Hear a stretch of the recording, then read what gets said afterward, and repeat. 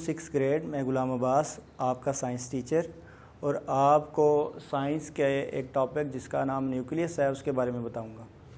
Nucleus होता क्या है? न्यूक्लियस हमने जिस तरह लिविंग ऑर्गेनिज़म्स पढ़े हैं, फिर उसके बाद अपने लिविंग ऑर्गेनिज़म्स के बारे में, फिर उसके बाद सेल्स बताए थे, सेल्स की फिर हमने स्ट्रक्चर बताए थे। उसी के बाद हमारे जो है आगे कॉम्प्लिकेटेड जो है ना, जो उसके अंदर टॉपिक पाया जाता है, मतलब सेल के अंदर का जो टॉपिक है उसको हम कहते हैं न्यूक्लियस। न्यूक्लियस है is the most important part of cell. सबसे इम्पोर्टेंट पार्ट सेल होता है, सेल का सबसे इम्पोर्टेंट पार्ट यही होता है। लाइक हम जिस तरह कंट्री में हमारे पास सबसे इम्पोर्टेंट इस्लामाबाद है, तो सेम ऐसे ही हमारे को एक सेल के अंदर, कंप्लीट सेल के अंदर सबसे इम्पोर्टेंट जो है, सेम ऐसे ही हमारा न्यूक्लियस होता है। यानी यहीं से सारी इंफॉर्मेशन, सारे फंक्शंस कह लो कि जितने भी ऑर्डर्स हैं इस न्यूक्लियस की तरफ से जाते हैं और सेल को, पूरे सेल को कंट्रोल भी करते हैं। तो हम यही आगे देखो, मैंने भी यही लिखा हुआ है, which controls all activities of the cell. यानी सारी की सारी एक्टिविटीज़ सेल की यही न्यूक्लियस ही कंट्रोल करता है। लाइक हमारा इस्लामाबाद पूरे पाकिस्तान को कंट्रोल करता है ना, तो सेम ऐसे ही न्यूक्लियस हमारा पूरी बॉडी को, सेल को कंट्रोल करता है। आगे हम बात कर रहे हैं न्यूक्लियर मेम्ब्रेन क्या होती है।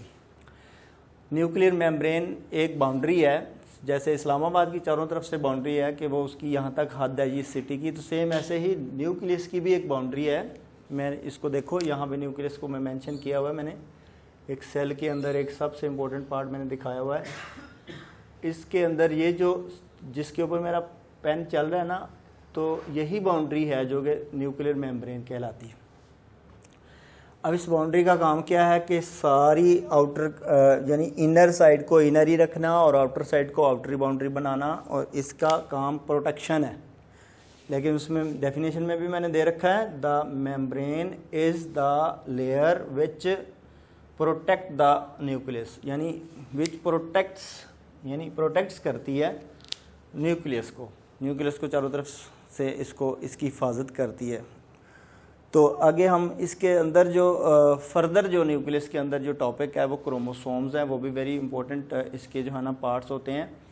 तो हम कह सकते हैं the chromosomes are the thread like structure, ये भी कह सकते हैं the chromosomes are the parts of nucleus, ये भी लिख सकते हैं आप, ये भी लिख सकते हैं the chromosomes are the thread like structures which transfer the characteristics to another cell. यानी एक सेल से दूसरे सेल में ये जो धागे से बने हुए हैं ना, थ्रेड लाइक स्ट्रक्चर्स मैंने ये दिखा रखे हैं, यही धागे से ही हैं जिनके अंदर अल्लाह ताला ने इनके अंदर क्या रखा होता है, जेनेटिक मटेरियल रखा होता है, यानी जीन्स होते हैं इसके अंदर। और जीन्स ही क्या करते हैं कि एक सेल की करैक्टरिस्टिक्स को, प्रॉपर्टीज़ को दूसरी सेल की तरफ ट्रांसफ़र करते हैं। इनके ऊपर अल्लाह ताला ने सारे करैक्टरिस्टिक्स के जो है ना जीन्स रखे होते हैं। आगे बात करते हैं हम क्रोमोसोम्स के बाद। क्रोमोसोम की आगे देखें, क्रोमोसोम्स का स्ट्रक्चर किस टाइप का होता है, ये इस टाइप का होता है। मैं इसको बना के आपके सामने दिखा देता हूँ। ये इस तरह के थ्रेड लाइक स्ट्रक्चर्स होते हैं, ऐसे ऐसे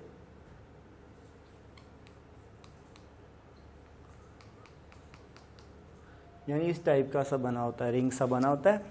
और आगे हम बात कर रहे हैं कि इनके अंदर जो क्रोमोसोम्स है वो फिक्स रहते हैं। फिक्सेशन कह लो, यहाँ पे आप टॉपिक फिक्सेशन भी दे सकते हो, यहाँ पे आप फिक्स नंबर ऑफ क्रोमोसोम्स का ये भी टॉपिक लगा सकते हो। तो आप में, हमें जो है, हम भी लिविंग थिंग्स हैं, हमारे भी, हमें ह्यूमंस ले लें, लिविंग थिंग्स ले लें, कुछ भी ले लें, तो सारे सब के अंदर जो है ना वो सेल्स मौजूद हैं। इवन हमारा छोटा सा भी जिस्म का पार्ट है ना, तो वे भी सेल से मिलकर बना है। तो हमारा इवन ये बाल है ना, छोटा सा बाल है, ये बाल, एक बाल, इसके भी, ये भी, इसके भी लाखों इसके अंदर सेल्स होते हैं। तो एक सेल को जब हम शो करा रहे हैं, देखें एक सेल के आगे इतना कॉम्प्लिकेटेड है कि एक सेल के अंदर भी आगे डिफरेंट इतनी ज़्यादा चीज़ें होती हैं, जिसमें हम कहते हैं ये सेंट्रियूल है, ये माइटोकॉन्ड्रिया है, ये इसी तरीके से ये हमारे पास ये भी माइटोकॉन्ड्रिया है। तो ये सारे डिफरेंट जो है ना हमारे पास इसके अंदर साइटोप्लाज्म होता है।